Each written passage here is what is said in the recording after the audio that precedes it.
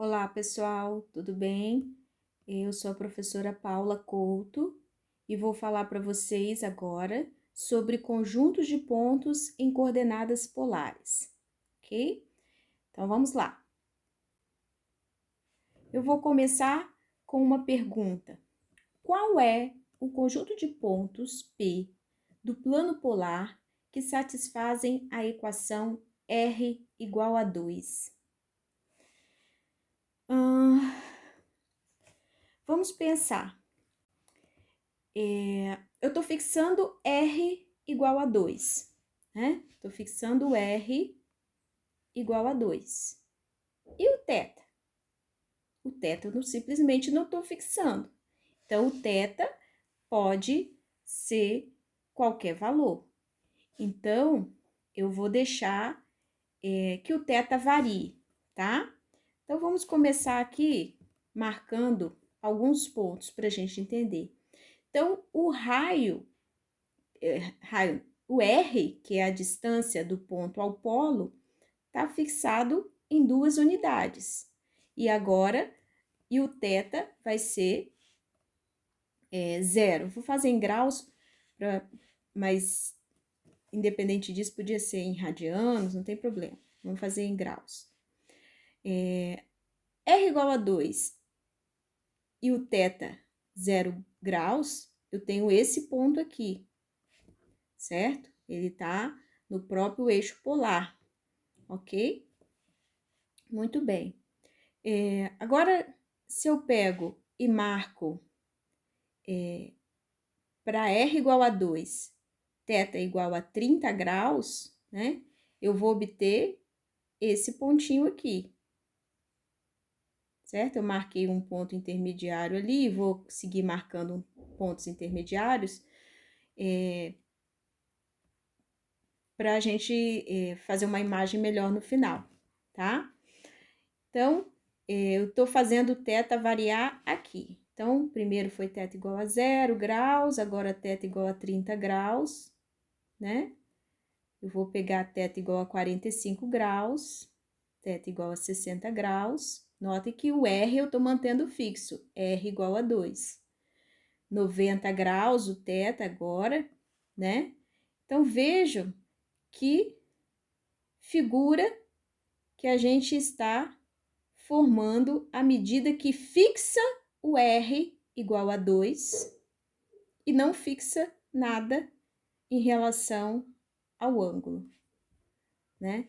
Na verdade, a gente chega no círculo de raio 2 centrado no polo, ok? Muito bem. Agora, eu vou pensar na seguinte pergunta: qual é o conjunto de pontos P do plano polar que satisfazem a equação R igual a menos 2?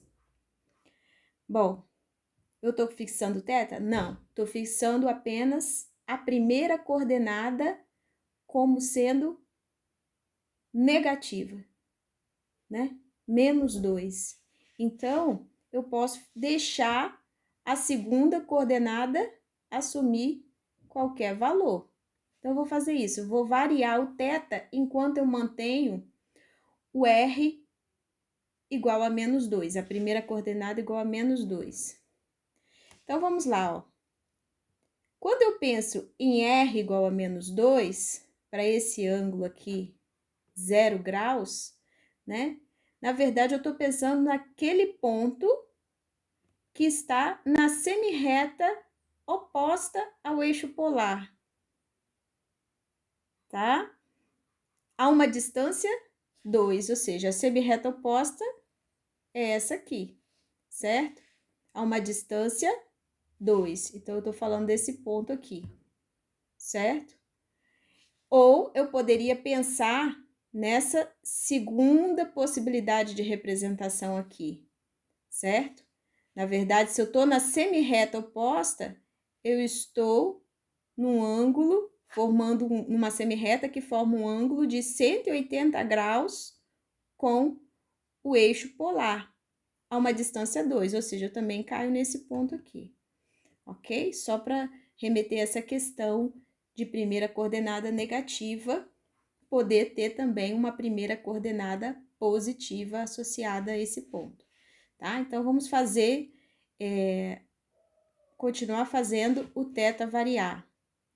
Então, mantendo a primeira coordenada R igual a menos 2, com θ igual a 30 graus, né? Mais uma vez, eu tô pegando numa semirreta oposta ao ângulo de 30 graus, é essa semirreta aqui, certo? Então, eu tô pegando nessa semirreta oposta o ângulo que tá, aliás, o ponto que está a uma distância 2 do polo, ó, uma distância 2 do polo, aquele pontinho ali, certo? Ou olhando para esse ângulo aqui todo, que é o ângulo de 210 graus, com R, que é a primeira coordenada, igual a 2, tá bom? Então, vamos só continuando marcando os pontos, seguindo esse mesmo raciocínio. Aqui eu vou fazendo variar o ângulo, tá? E vou obtendo esses novos pontos aqui. Vou obtendo esses pontos, né? Se eu pegasse aí pontos intermediários, eu teria essa imagem aqui, né? Então, R igual a menos 2 também é a equação do círculo de raio 2 centrado no polo, certo? R igual a 2 também é o círculo de raio 2 centrado no polo. Então, se eu quero a equação de um círculo de raio 2, né? Eu tanto posso escrever R igual a 2, R é a primeira coordenada polar, né? Quanto eu posso escrever R igual a menos 2, tá? Então, em geral, R igual a A, esse A aí com qualquer valor constante, né? É a equação polar de um círculo de raio módulo de A centrado na origem. Então, veja que a equação polar R igual a A, ela é uma equação bem simples, né? Para um círculo centrado na origem. Se eu fosse comparar com a equação cartesiana desses círculos, a equação cartesiana de um círculo centrado na origem de raio A seria qual? X ao quadrado mais y ao quadrado igual a ao quadrado. Então, a gente pode observar que a equação cartesiana para um círculo, né? Ela é bem mais simples do que a equação, a equação polar para um círculo, ela é bem mais simples do que a equação cartesiana desse círculo. Um círculo centrado na origem ou centrado no polo, ok? Muito bem. Agora, eu vou fazer outra pergunta para um outro conjunto de pontos. Qual é o conjunto de pontos P do plano polar que satisfazem a equação θ igual a π/3? Certo? Então, agora o que eu estou fixando é a segunda coordenada polar, π/3. E a primeira coordenada polar, R? Não, essa eu não estou fixando, certo? Então, eu posso fazer R, assumir qualquer valor. Então, vamos tomar alguns desses valores e ver o que acontece quando a gente marca esses pontos aí no plano, tá? Então, por exemplo, vamos olhar para cá primeiro, ó. Nesse canto aqui, eu vou marcar pontos com primeira coordenada primeiras coordenadas positivas, ou no primeiro aqui não, né? No primeiro é a primeira coordenada nula. E eu vou deixar fixado aí o ângulo, que é π sobre 3, ou o nosso 60 graus, tá? Então, aqui eu vou pensar em coordenadas, primeiras coordenadas positivas, enquanto que aqui, nesse lugar aqui da nossa lousa, eu vou deixar fixado o ângulo, que é o ângulo de π sobre 3 radianos, ou 60 graus, né? E a primeira coordenada vai ser negativa. Nesse caso aqui, eu botei menos 0, mas é só o primeiro caso. Nos demais casos, a gente vai ter primeira coordenada negativa, tá? E vamos marcar esses pontos. Vocês podem diferenciar também a primeira coordenada positiva com a cor vermelha e a segunda coordenada, a primeira coordenada negativa com a cor azul. Então, vamos lá. Então, o primeiro ponto, primeira coordenada nula, a gente está no polo, né? Agora, se eu pegar aqui e deixar o R igual a 1, a gente marca esse ponto, e se eu pego R igual a menos 1, com o ângulo de 60 graus, ou π sobre 3, eu vou estar nesse ponto aqui, na semirreta oposta a essa daqui, tá? Então, tá. Então, vamos continuar marcando.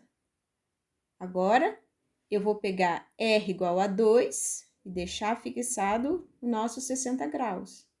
Aqui, R igual a menos 2 e deixar fixado o nosso 60 graus. Então, eu obtenho esse ponto e esse ponto aqui. Então, de maneira análoga, eu vou marcar R igual a 3 e R igual a menos 3. Vou marcar R igual a 4, R igual a menos 4.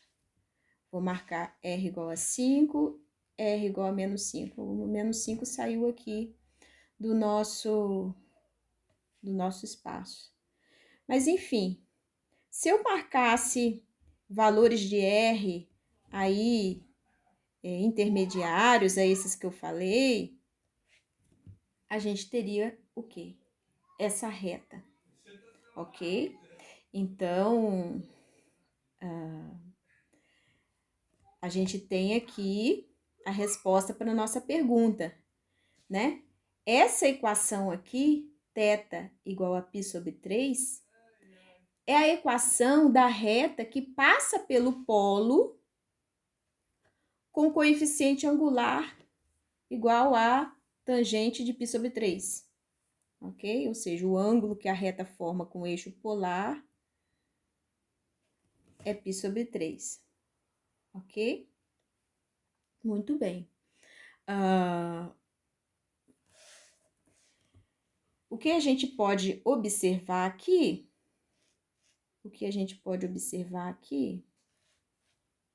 Deixa eu ver aqui.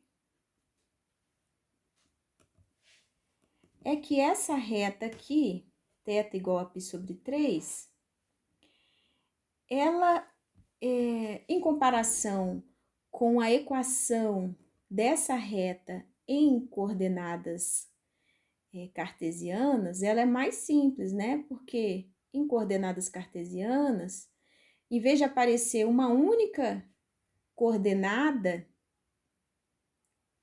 como apareceu aqui no caso da coordenada polar, vão aparecer duas coordenadas, o y e o x, e o coeficiente angular, que seria tangente aqui do nosso π sobre 3, né? Então, essa equação aqui, em comparação com a equação polar dessa reta, ela é bem mais simples, né? Então, nesse sentido, essas retas que passam pela origem, elas têm, digamos, em coordenadas polares, essa vantagem, tá? Eu fiz aqui mais uma pergunta. Qual é o conjunto de pontos P do plano polar que satisfaz a equação θ igual a π sobre 3 mais π? Ou seja, θ igual a 4π sobre 3. Bom, 4π sobre 3 cai aqui, né? Esse ângulo aqui, ó. 4π sobre 3, tá? Então, eu vou colocar aqui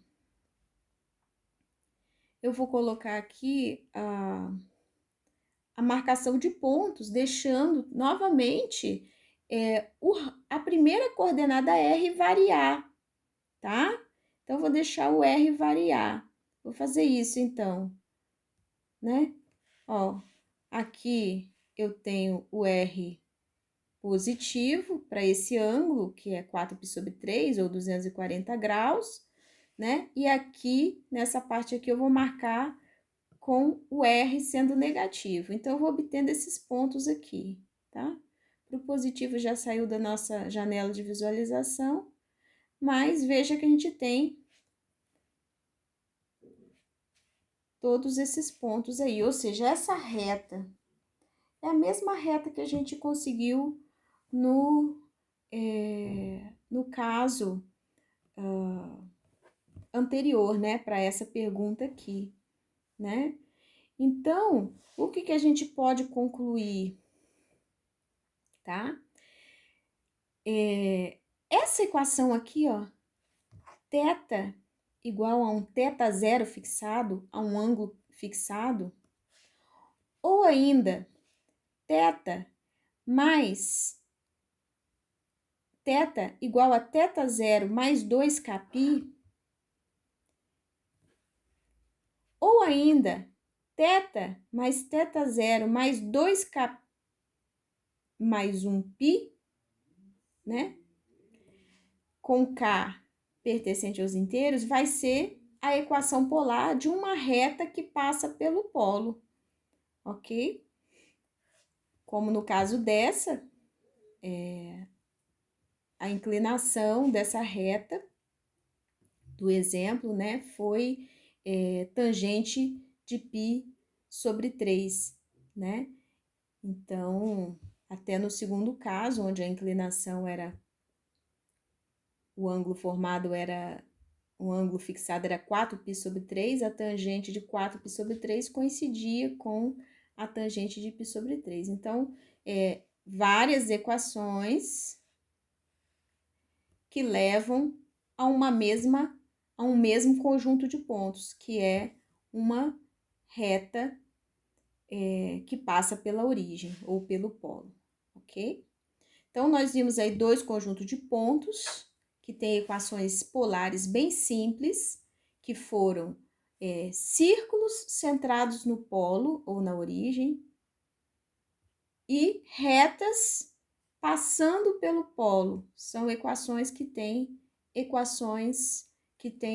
representações polares bem simples, ok? Então, já dá para vocês irem reconhecendo aí as equações polares.